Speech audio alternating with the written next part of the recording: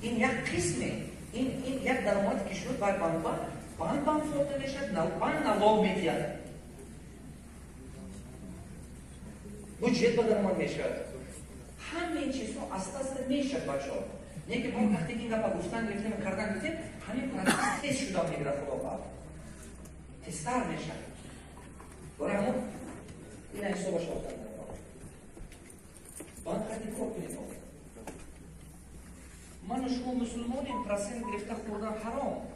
پرسنتش نگیرید دلتون نبردارد نه که پول بانک بمونه بانک بولی ندیوژنیتر از چین شما همین زنای شما بانک گنده هست